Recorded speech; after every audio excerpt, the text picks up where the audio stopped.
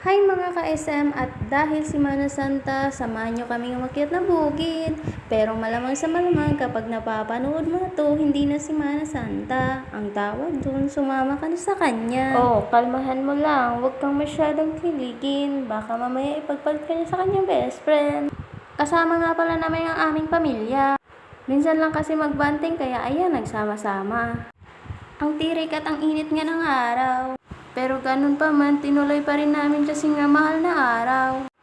Yung iba namin kasama sa sobrang pagod sila ay nauhaw.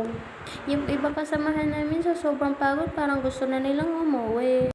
Kasi nararamdaman daw nila ang pagod sa kanilang mga binte. Kung alam lang daw nila kung ganito kataas ang kanilang aakyatin, hindi na sila sumama. E di sana daw natulog na lang sila hanggang mag-umaga. Gandang tanawin, di ba? Kailan kaya kami makakarating sa aming pupuntahan? Sa sobrang bilis ba naman maglakad ng aking mga kasamahan?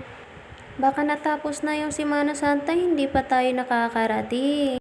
Kung may pakuntisan pa ng pabilisan, tayo yung natalo. Ang hinay niyo lang naman maglakad, pero ba't kayo napagod ng husto?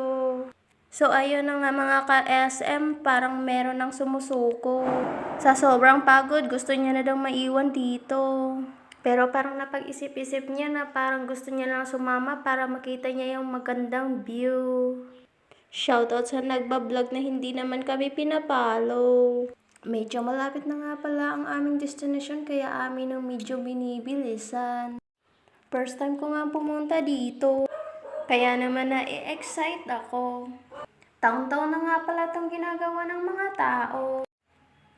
Kung sasapit ang Semana Santa, maraming mga turista ang bumibisita.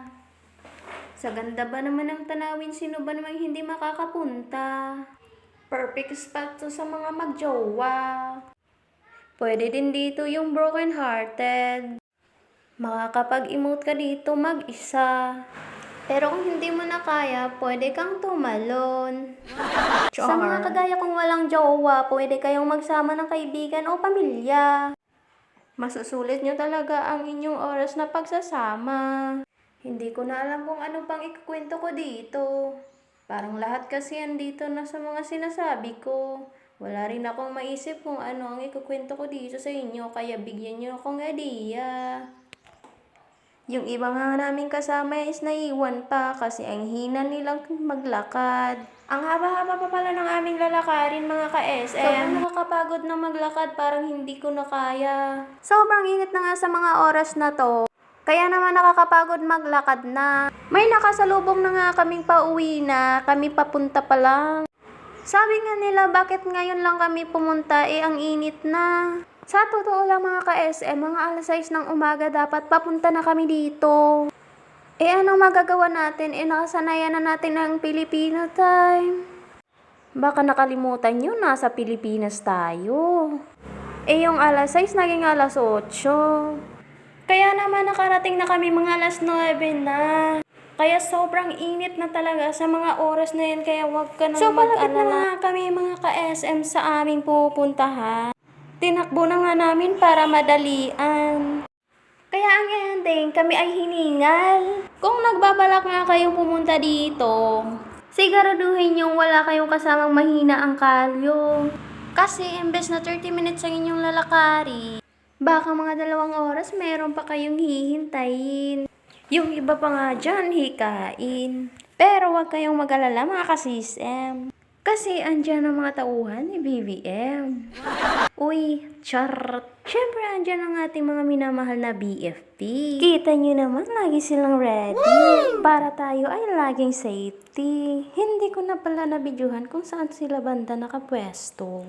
Basta ang malaga sila ay laging alesto sa mga maaaring mangyayari dito. Pero sana mag-ingat ang lahat sa ating pag-akyat para walang mapahamak at safe tayong umuwi sa ating tahanan. Sa sobrang init nga mga ka-SM, parang ang sarap magtampisaw sa tubig. Pero mas okay yata kung uminom na lang ng malamig na tubig. Pag sumapit nga ang Semana Santa, may mga pamahiin ng ating mga lola. Kesyo bawal daw kumain ng karne. At bawal daw maligo pagtapat ng alas 12. At bawal din kumain ng mga mabibilog na prutas o mga bagay. O, kalmahan mo yung nasa isip mo. Baka ikaw ay bumigay. Di mo na malayan. Isa ka na palang nanay. Hoy, balik tayo sa ating video. May mga kasabihan nga ang mga matatanda na kapag kumain ka ng mga mabibilog na prutas, mabibilog-bilog din daw ang iyong mga mukha. Abay, kaya pala ganito ang aking face.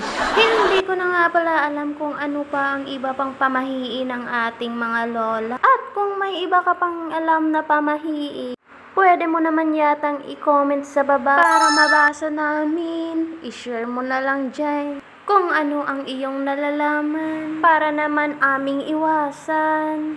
Wala namang masama sa ating pamahiin kung ating susundin. Ang dami ko nang nakwento sa inyo dito.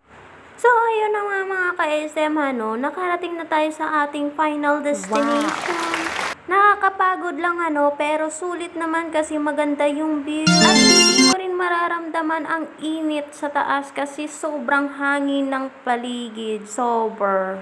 Nagpahinga lang muna nga kami mga ka-SM pagdating namin. Kasi maya-maya ay magpipictorial na naman kaming magkakasin. Minsan lang kasi kaming magbanding kaya ayan, sulitin na natin. Kami nga pala yung magpipinsan na hindi nagpapansinan. Para mo tuloy hindi magkakilala kung magsama-sama. Parang hindi magkakapamilya. So hanggang dito na nga mga ka-SM, magpapaalam na ako, babush!